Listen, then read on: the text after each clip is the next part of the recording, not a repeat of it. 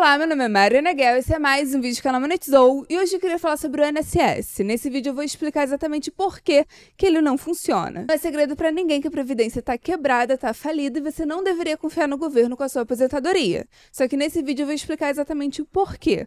Por que o modelo previdenciário como a gente conhece hoje é falido por natureza. E além dos problemas intrínsecos do INSS, né, que tá muito relacionado à forma como ele foi construído, né, o modelo previdenciário como ele foi constituído, além disso, a Previdência Pública também é suscetível a outros tipos de riscos, né? Eu acho que está todo mundo acompanhando o escândalo da fraude bilionária que acabou de acontecer. Nesse vídeo eu vou comentar sobre tudo isso, então sim, fica até o final que hoje o vídeo tá bom. Não é segredo nenhum que o INSS não presta. A gente está vivendo uma crise previdenciária há algum tempo já, e sim, grandes chances de você não conseguir se aposentar. Os indicadores mostram que a Previdência Pública vai ser insustentável no futuro. Como assim? Eu não acho que ela vai deixar de existir, eu não acho que o governo teria coragem para tomar uma decisão dessa. De fato, acabar com o INSS seria algo extremamente impopular, o governo jamais faria algo assim. Mas ao longo do tempo, o normal é que a idade para aposentadoria fique cada vez maior e o valor dado pelo governo em termos reais, ou seja, descontando a inflação, vai ser cada vez menor. Em termos reais, esse benefício vai valer cada vez menos e não vai ser suficiente para garantir uma aposentadoria digna. Você não deveria confiar nisso para sua aposentadoria. Com o tempo, o normal é que os reajustes sejam cada vez menos frequentes e cada vez menos acima da inflação. Em outras palavras, a aposentadoria vai se tornar somente um valor simbólico. E por quê? A verdade é que, por natureza, o INSS ele é insustentável. Eu já comentei sobre isso aqui antes, mas vale repetir. O INSS ele foi inspirado no modelo previdenciário que surgiu na Alemanha no final do século XIX. E foi um modelo que surgiu resultante da expansão das ideias marxistas que a gente viu no período, e com o tempo se expandiu para vários outros países, né? Vários outros países começaram a adotar esse modelo de previdência. E com o tempo, inclusive, esse modelo previdenciário ele foi adaptado para incluir ainda mais direitos, né? A própria Alemanha, a partir de 1919, a idade para se aposentar cai de 70 para 65 anos. Só que qual é a questão? Esse modelo previdenciário ele surgiu num mundo muito diferente do nosso, né? O mundo do século XIX não tem nada a ver com o mundo do século XXI. Por exemplo, naquela época a expectativa de vida era bem mais baixa, a expectativa de vida na casa de 40 anos, para vocês terem uma ideia. Eram muitas poucas pessoas que chegavam em 70. Então, as pessoas que usufruíam desse benefício previdenciário era uma parcela muito pequena da população total. E, ao mesmo tempo que a expectativa de vida no século XIX ainda era muito baixa, né, quando comparada, por exemplo, aos dias atuais, é a partir do século XIX que a gente começou a ver várias evoluções que expandiram essa expectativa de vida. A gente viu queda da mortalidade infantil, maior acesso à saúde, melhores condições de vida de forma geral, uma melhora nas condições socioeconômicas que fez com que as pessoas começassem a viver mais. E aí sim, com todas essas melhoras ao longo do século XX, a expectativa de vida foi aumentando. A alta natalidade da época, né, naquela época era comum a gente ver um casal tendo 5, 6 filhos, somado a essas melhores condições de vida, fez com que a população ela aumentasse. Quando a gente olhava, então, a pirâmide etária da maior parte dos países ao redor do mundo, eram triângulos em expansão. Uma base muito forte que estava cada vez ficando maior. Nessa época, nessas condições, o peso da previdência era muito pequeno, porque você tinha poucos beneficiários, poucas pessoas que de fato usufruíam desse benefício, com muitos contribuintes. Em outras palavras, naquela época a previdência era superavitária. Você tinha mais gente bancando a previdência do que se beneficiando. Com o número de contribuintes tão alto versus o número de aposentados, a conta fechava certinha. E para o governo era muito bom, era muito benéfico. Ele não tinha nenhum problema em manter esse modelo ativo e era um benefício que funcionava, se pagava. E quando a previdência chega ao Brasil, ela chega com essa carinha, né? Com um número de contribuintes muito maior que o número de aposentados, com uma pirâmide demográfica triangular em expansão, população crescendo, população economicamente ativa crescendo. É isso que a gente vê hoje? Não. O mundo hoje é muito diferente do mundo do século XIX. Né? Ao longo do século XX, a gente viu uma melhora nas condições de vida, as condições socioeconômicas de fato melhoraram, então a expectativa de vida aumentou, enquanto a natalidade foi caindo muito. Hoje a gente tem uma taxa de natalidade muito pequena, né? No Brasil, por exemplo, a média de filhos por casal é abaixo de 2, enquanto o número de idosos não para de aumentar. O número de aposentados não para de aumentar. A população está envelhecendo de forma muito rápida. Aqui no Brasil, a gente ainda não está exatamente numa pirâmide 100% retangular, mas estamos claramente a caminho D. Na Europa, a gente já tem países que a pirâmide demográfica virou um triângulo invertido. Enfim, além da Europa, né, alguns países desenvolvidos que estão sofrendo muito com isso, como, por exemplo, o Canadá, Japão. E o que isso significa para o modelo previdenciário?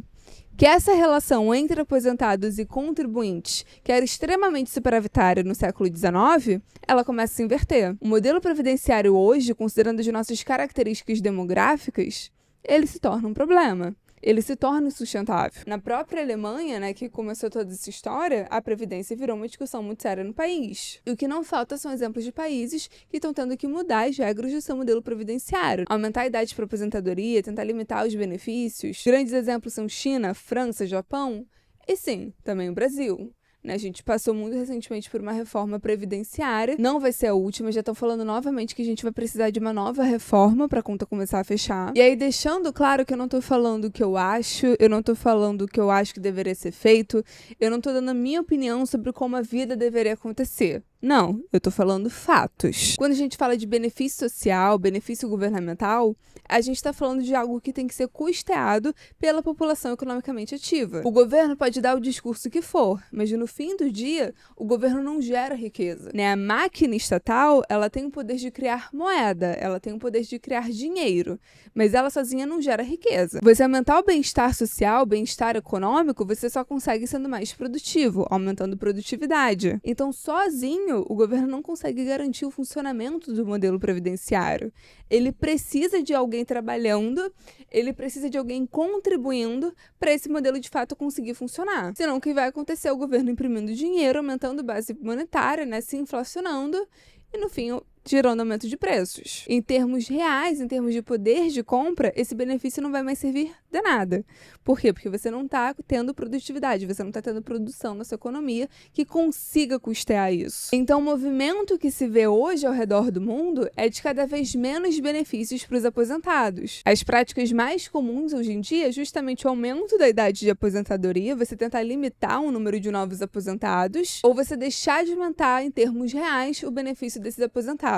Né? Você pode até reajustar, mas acaba reajustando abaixo da inflação. E qual é a situação brasileira hoje, né? Falando em termos de números, para vocês entenderem o tamanho do buraco. De acordo com o Instituto de Pesquisa Econômica Aplicada, até 2051, o número de beneficiários, né, o número de aposentados, vai superar aqui no Brasil o número de contribuintes. E a expectativa é que até 2060 a gente tenha somente 0,86 contribuintes para cada aposentado. Já tem estudo falando que vai ser necessário que a idade de aposentadoria aqui no Brasil suba para 80 anos. E hoje que a nossa previdência já é deficitária, né? Ela é um grande rombo e um problema nas contas públicas. Em 2024, o déficit foi de 30,3 bilhões de reais. E não foi só em 2024, né? A gente está com resultado negativo ano após ano. Ao longo do tempo, como essa relação entre contribuinte e aposentado vai se deteriorar, a expectativa é que isso piore cada vez mais. E além disso, né? Além dessas falhas estruturais do modelo previdenciário, além dessa questão da necessidade de uma pirâmide demográfica triangular em expansão para ele ser sustentável, a gente também tem o fator Brasil.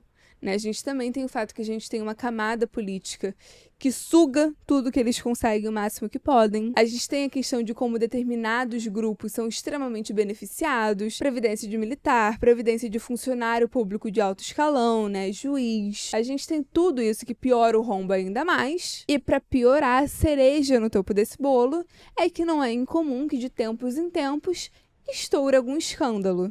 Né, apareça algum desvio, alguma fraude, algum esquema de corrupção envolvendo a Previdência. Agora, o escândalo da vez é essa fraude bilionária que descobriram. Descobriram que estavam acontecendo descontos indevidos nos benefícios dos aposentados, descontos esses que tinham aumentado absurdamente nos últimos anos. E de acordo com a Polícia Federal e a CGU, o prejuízo total pode ultrapassar 6,3 bilhões de reais, afetando cerca de 4,1 milhões de aposentados. É uma fraude que aparentemente está envolvendo vários nomes grandes. O golpe era operado por sindicatos que, com apoio de servidores públicos, realizavam descontos mensais nos benefícios de aposentados sem autorização válida. A investigação identificou participação de diversos servidores do INSS, incluindo o próprio ex-presidente, que agora acabou sendo destituído, e tem outras figuras importantes no meio. Um dos sindicatos, por exemplo, que acabou se dando muito bem nessa história, foi justamente do irmão do presidente Lula. Agora, o próprio ministro da Previdência também foi trocado. Num país sério, esse tipo de escândalo teria punições graves. motivos. Mas aqui no Brasil a gente é conhecido por ser o país de impunidade, principalmente quando a gente está falando de político e principalmente quando a gente está falando de corrupção. O que vai acontecer, como sempre, é que vai acabar em pizza e quem vai pagar essa conta vai ser o pagador de imposto. É você que vai ter que arcar com esse prejuízo. E aí, onde que eu quero chegar nesse vídeo? Não dependa do governo para você conseguir se aposentar. Se você ficar passivamente dependendo do INSS, você vai se ferrar, vai dar ruim. E aí, tanto por essa questão da estrutura do modelo previdenciário, né, que por natureza ele vai ser deficitário, vai ficar cada vez mais deficitário, com a nossa população crescendo cada vez menos e envelhecendo cada vez mais. E, além disso, acho que também fica a lição de você não terceirizar o seu futuro, não terceirizar a sua aposentadoria, não terceirizar a sua responsabilidade financeira. Não deixe seu dinheiro sendo gerido por terceiros. Não confie plenamente no sistema do governo, porque depois desvia esse dinheiro, faz sei lá o que com seu benefício, e aí quem fica com a conta para pagar é você. E aqui no canal, sempre quando eu falo de responsabilidade financeira, sempre quando eu falo da importância de guardar dinheiro e de investir, é sobre isso. É pensando em como deixar o seu patrimônio, como deixar o seu dinheiro, como organizar seu capital, suas finanças em ativos estratégicos, para lá no futuro você conseguir se aposentar bem, você conseguir se aposentar com qualidade de vida. Né? Como avaliar as melhores empresas, melhores ações, que lá no futuro vão te dar um retorno, que lá no futuro vão continuar existindo, gerando valor real para a economia. Enfim, é isso. Espero que vocês tenham gostado do vídeo. A ideia era falar sobre essa questão do INSS, explicar os problemas do modelo previdenciário, as falhas do INSS hoje, e também comentar sobre esse escândalo que tá acontecendo agora, né? Esse absurdo, que infelizmente acredito que não vai dar em nada, como sempre. Se você gostou desse vídeo, por favor, deixa seu like, comenta o que você achou, se inscreve no canal e até o próximo vídeo.